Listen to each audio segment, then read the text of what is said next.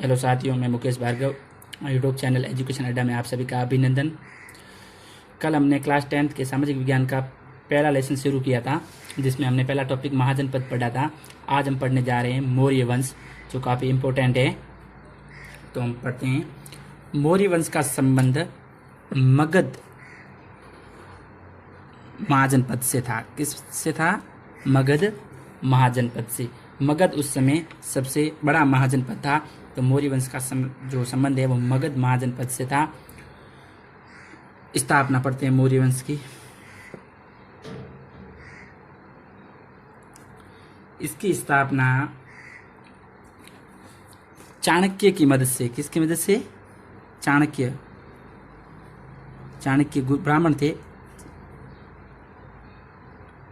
चाणक्य की मदद से चंद्रगुप्त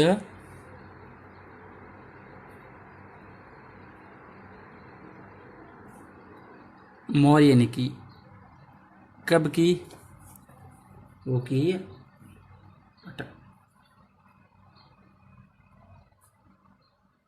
322 ईसा पूर्व। इसकी स्थापना किसने की? चाणक्य जो ब्राह्मण थे उनकी मदद से चंद्रगुप्त मौर्य ने की। कब की? 322 ईसा पूर्व। और किसको हराकर? नंद वंश के अंतिम सम्राट घनानंद को पराजित कर नंद वंश का अंतिम सम्राट थे घनानंद, उनको पराजित कर चंद्रगुप्त मौर्य ने ब्राह्मण गुरु चाणक्य की दिशा निर्देशों में मौर्य वंश की स्थापना की। और उन्होंने 322 ईसा पूर्व में अपना राज्य अभिषेक किया। 322 ईसा पूर्व तक राज्य अभिषेक करने के बाद उन्होंने अपनी देश की जो सीमाएं थी उनको बढ़ाना शुरू कर दिया। 305 ईसा पूर्व में उन्होंने यूनानी शासक सेल्यूकस के साथ युद्ध किया। किसके साथ? सेल्यूकस के साथ युद्ध, जिनमें चंद्रगुप्त की विजय हुई। चंद्रगुप्त मौर्य विजेता। चंद्रगुप्त मौर्य ने पूरे भारत को एक अखंड भारत का रूप दिया। उस समय जो छोटे महाजनपद थे उन सभी को जीत कर उन्होंने एक पूरा अखंड भारत बनाया। और जो विदेशी आक्रमणकारी आए यूनानी शासक सेल्यूकस, उसको भी हरा कर उसको अपने अधीन कर लिया। सेल्यूकस ने हार के बाद संधि की। क्या की? संधि। किसे? चंद्रगुप्त से। संधि करने के बाद चंद्रगुप्त ने सेल्यूकस को 500 घोड़े दिए। क्या दिए? 500 घोड़े। उसके बदले में सेल्यूकस ने चंद्रगुप्त को बलूचिस्तान, कंधार और सिंध का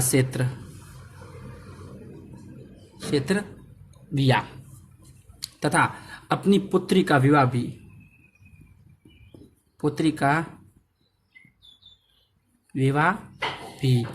किसके साथ करवाया? चंद्रगुप्त के साथ। और पुत्री का नाम क्या था?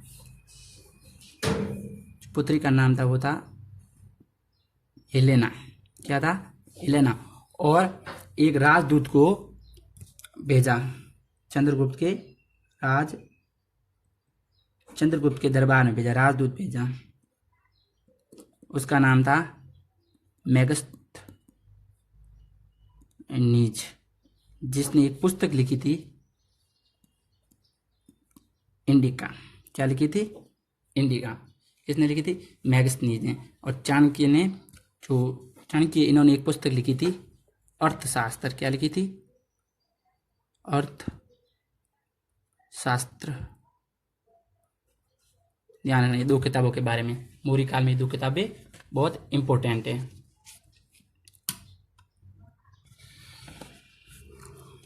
अब देखते हैं, चंद्रगुप्त ने काफी युद्ध जीतकर पूरे भारत को अखंड भारत दिया, तो उनका जो विशाल क्षेत्र था वो कौन सा था? तो विशाल क्षेत्र, भारत का जो विशाल क्षेत्र कहां से कहां तक था? तो देख सकते हैं, काबुल, यानी वर्तमान भारत से बाहर भी था। हेरात, कंधार,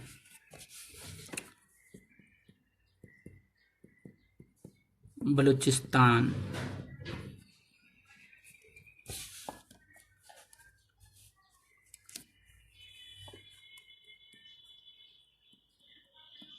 पंजाब,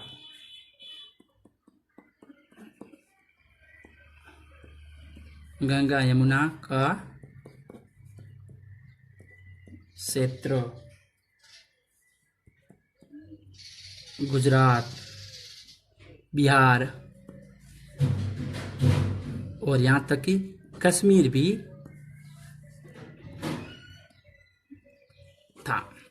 कश्मीर भी, ये क्षेत्र मौर्य साम्राज्य के अधीन थे। काबुल, हेरात, कंधार, बलूचिस्तान, पंजाब, गंगा यमुना का क्षेत्र यानी मैदान का क्षेत्र, गुजरात, बिहार, कश्मीर और विंध्य पर्वत भी था। इतना विस्तार करने के बाद उन्होंने, चंद्रगुप्त ने,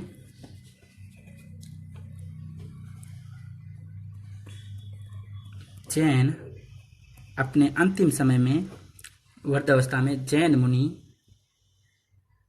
भद्रबाहु से दीक्षा ली, से दीक्षा प्राप्त कर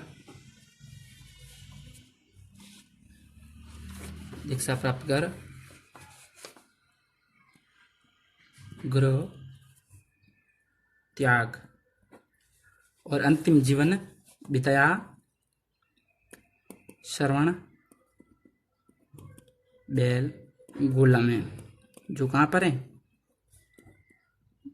मैसूर में। कहाँ पर है? मैसूर में। और वहाँ पर उपवास के दौरान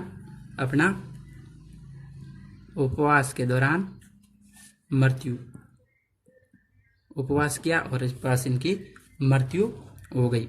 फिर आए इनके उत्तराधिकारी, इनके पुत्र।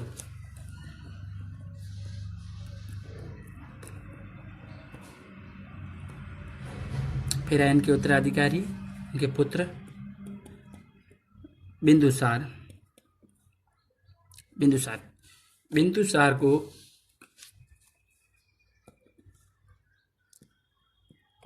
अमित्र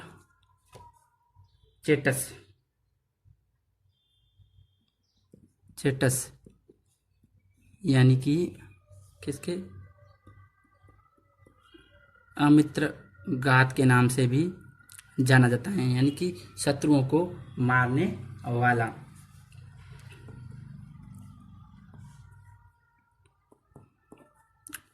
वायु पुराण में और भी इसका नाम है, वो है भद्रसार। वायु पुराण के हिसाब से बिंदुसार को भद्रसार के नाम से भी जाना जाता है। और जैन ग्रंथों में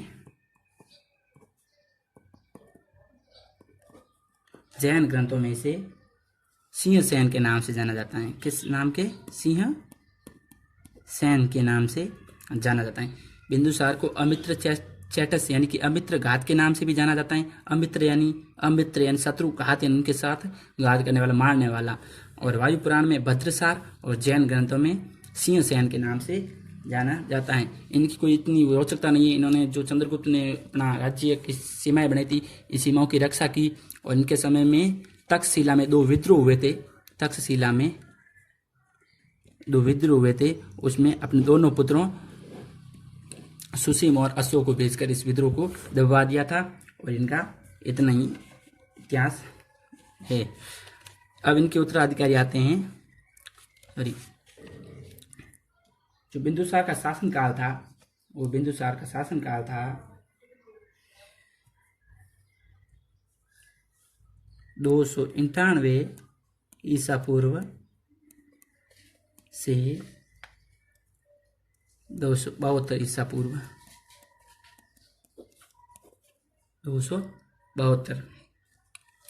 272 में बिंदुसार की मृत्यु हो गई। फिर आए इनके अशोक। अशोक का शासनकाल 269 ईस्वी ईसा पूर्व से 232 ईसा पूर्व तक रहा। कहा जाता है कि अशोक ने बिंदुसार की इच्छा के विरुद्ध शासन किया, और इसका हम इसे मान भी सकते हैं।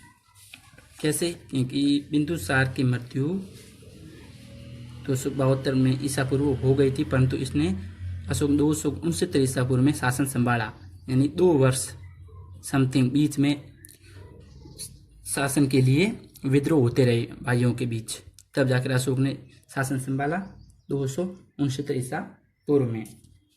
अशोक जैन अनुश्रुति के अनुसार अशोक ने बिंदुसार के इच्छा के विरुद्ध शासन संभाला। दक्षिण भारत के 2 अभिलेख हैं। वो अभिलेख हैं आगे दक्षिण भारत के, क्या नाम है? मास्की व गुजरा। मास्की व गुजरा, जहाँ पर अशोक का नाम अशोक मिलता है। अशोक नाम अंकित, जहाँ पर शासक का नाम अशोक अंकित है। कहाँ पर अशोक का नाम मिलता है? वो मिलता है दक्षिण भारत के अभिलेख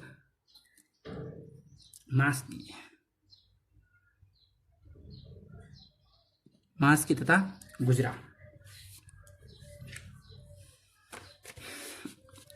अशोक को उपाधि अभी प्राप्त थी।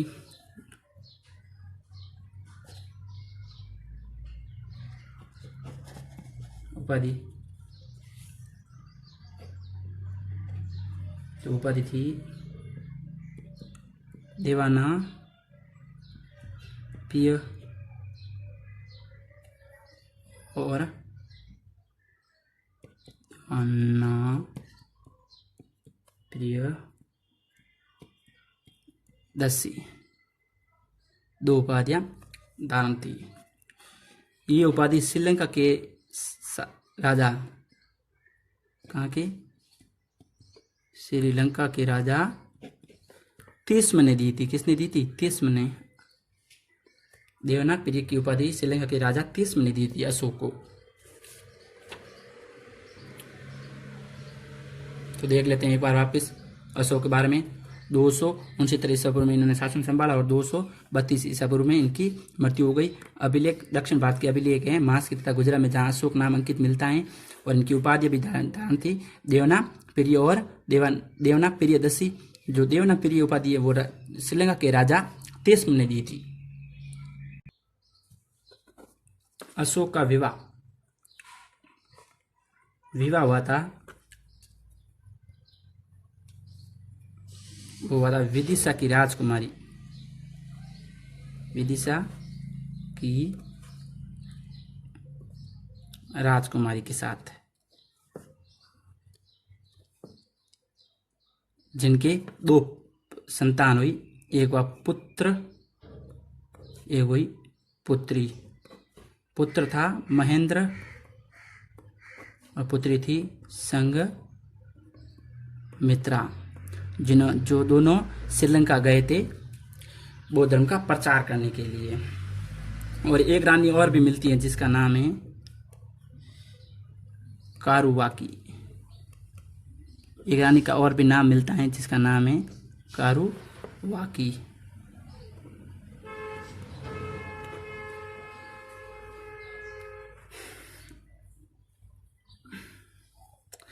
अशोक ने अपने राज्य अभिषेक के बाद अपने क्षेत्र की सीमाओं को बढ़ाना प्रारंभ कर दिया और 8 साल तक उसने अपने क्षेत्र की सीमाओं को और अधिक विस्तार किया और जो भी बचे हुए कुछ राज्य थे उनको भी अपने अंदर ले लिया।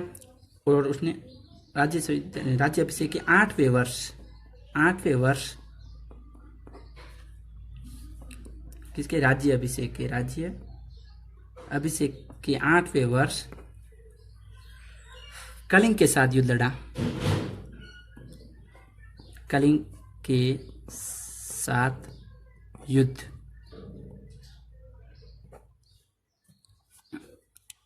1,00,000 लोगों की मृत्यु 1,00,000 लोगों की मृत्यु होने के बाद अशोक का मन विचलित हो गया और उस समय जो कलिंग के शासक थे वो थे नंदराज। किस अभिलेख के द्वारा? आथी गुम्फा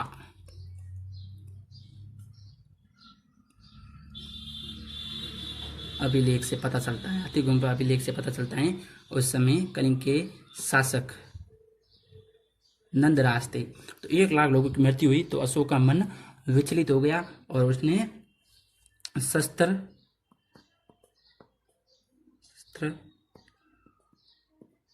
त्याग की घोषणा कर दी।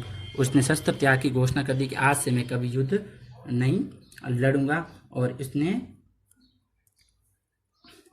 जो उनके मित्र थे, निग्रोध उनका भतीजा था और मित्र था उपगुप्त के प्रभाव से कि इनके प्रभाव में आए। ये दोनों बौद्ध भिक्षु थे। क्या थे? बौद्ध भिक्षु। निग्रोध भतीजा था और उपगुप्त इनका मित्र था। दोनों बौद्ध भिक्षु थे।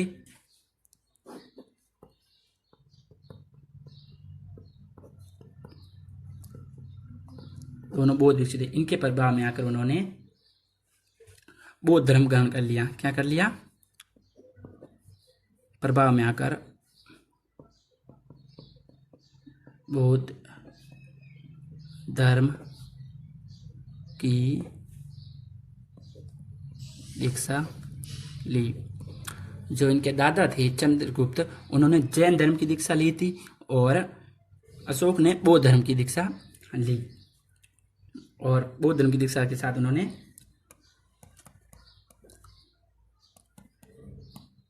भेरी घोष के स्थान पर दम अपना लिया। उन्होंने युद्ध की बजाय दम अपना लिया।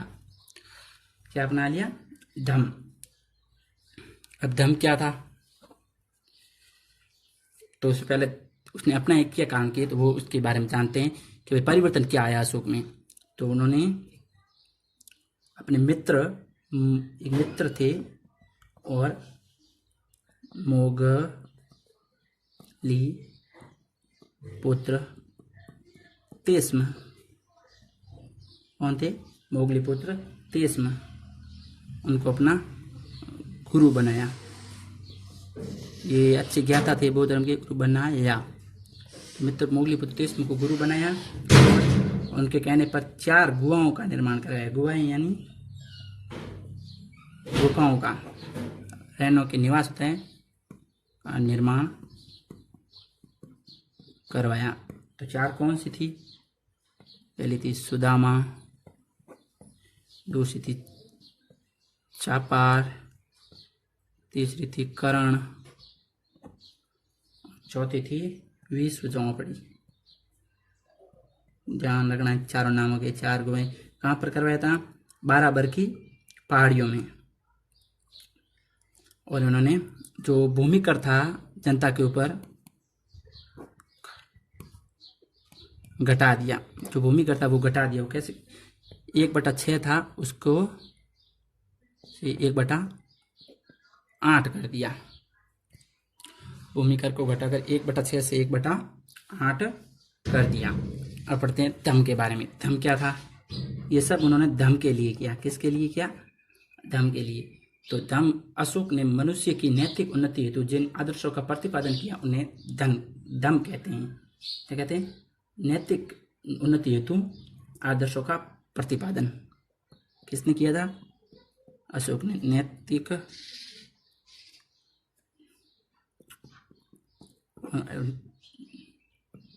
हेतु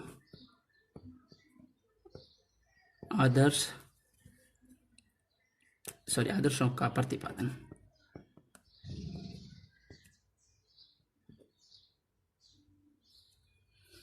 अशोक ने नैतिक नियमों हेतु आदर्शों का प्रतिपादन किया, वही धम कहलाते हैं। नियम बनाए तो उसे कहते हैं धम। और इस धम की जो परिभाषा है वो मिलती हैं दूसरे व 7वें अभिलेख में। कभी कभी पूछ लिया जाता है धम की परिभाषा कौन से अभिलेख में मिलती है, तो दूसरे और 7वें अभिलेख में मिलती हैं। उसके अनुसार पाप कर्म से निर्वर्त, विश्व कल्याण, दया, दान, सत्य और कर्म शुद्धि ही धर्म है। साधुओं का दान देना, पाप नहीं करना, बलि न देना, ये सब धर्म के अंदर नियम थे। उचित विचार। फिर उन्होंने धम्म यात्रा का आयोजन किया। किसका? धम्म यात्रा। देखो, अशोक से पहले जो शासक थे वो करते थे विहार यात्रा। कैसी? विहार यात्रा। तो विहार यात्रा में क्या होता था? वो लोग, शासक जाते और जानवरों का क्या करते? शिकार करते। परंतु अशोक ने जो धम्म यात्रा का निर्माण शुरुआत की, इसके अंतर्गत वृद्धों, भिक्षुओं, गरीबों को दान देना। अशोक ने ऐसी यात्रा चालू की और उन्होंने पशु बलि को अवैध घोषित कर दिया, अपराध घोषित कर दिया। पहले विहार यात्रा होती थी, उसमें शिकार करते थे। किनका? जानवरों का, राजा। परंतु अशोक ने इसे अवैध घोषित कर दिया, अपराध घोषित कर दिया और धम्म यात्रा का प्रतिपादन किया, जिसमें वृद्धों को, भिक्षुओं को, गरीबों को दान देना प्रारंभ किया। उसके बाद अनुसंधान।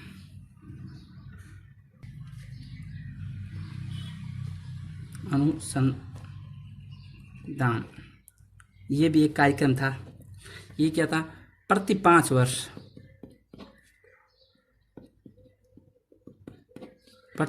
वर्ष में सभी कर्मचारियों को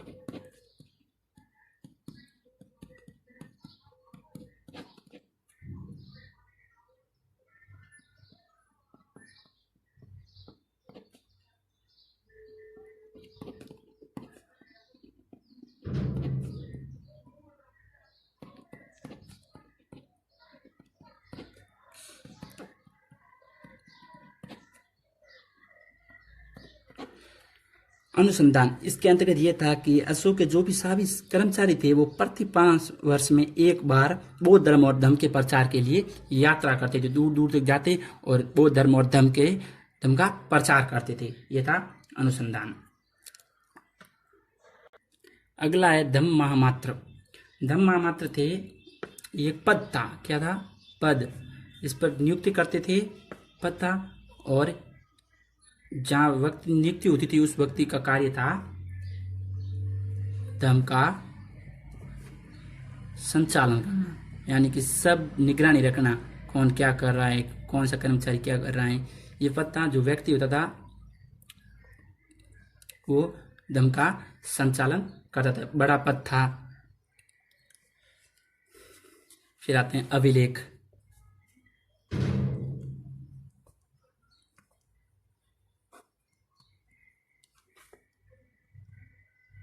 भारत का प्रथम शासक अशोक भारत का प्रथम शासक कह सकते हैं, जिसने अभिलेखों के माध्यम से अपने नागरिकों के अंदर जो बातें पहुंचाई, अभिलेखों के माध्यम से। और सबसे ज़्यादा अभिलेख उसी अशोक के ही मिलते हैं। और इन्होंने ये जो प्रेरणा है किससे ली थी, वो ली थी ईरानी शासक से। प्रेरणा किससे ली, प्रेरणा ईरानी शासक से। अब ईरानी शासक कौन था, दारा, कौन, डेरियस प्रथम, डेरियस प्रथम से इन्होंने ये प्रेरणा ली और उन्होंने पूरे भारत में अभिलेखों के माध्यम से अपने धर्म का प्रचार किया, बौद्ध धर्म का प्रचार किया, अच्छी बातों का प्रचार किया। ये अभिलेख जो जिस भाषा लिपि में लिखे गए थे वो लिपि ज़्यादातर थी ब्राई, वह खरोष्ट थी, अधिकतर तो थी ब्राई लिपि, परंतु उत्तर पश्चिम भारत में खरोष्ट लिपि के भी अवशेष मिलते हैं। और इन लिपि को पढ़ने का सर्वप्रथम श्रेय प्राप्त हुआ का, ये भी पूछ लिया इन लिपि को किसने पढ़ा, तो इस लिपि को सर्वप्रथम पढ़ने का श्रेय प्राप्त हुआ है, वो है जेम्स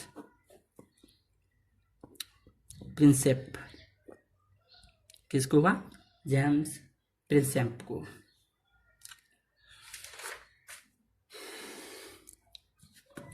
पढ़ते हैं आगे।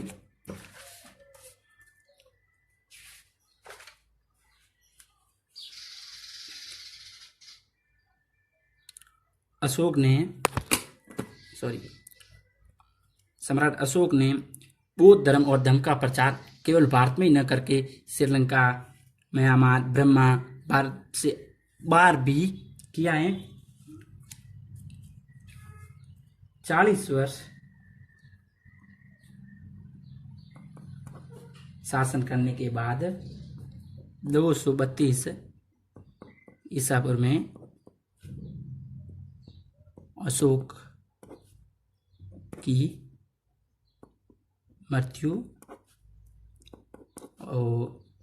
हो गई। 40 वर्ष शासन करने के बाद 232 ईसा पूर्व में अशोक की क्या हो गई, मृत्यु हो गई। तो आज का टॉपिक यही खत्म होता है। कल आगे पढ़ेंगे अशोक, जो मौर्य साम्राज्य के अशोक के बाद आगे के उत्तराधिकारी और इनकी प्रशासन। आशा करता हूँ कि ये वीडियो आपको पसंद आया होगा। लाइक, शेयर और सब्सक्राइब करना ना भूलें।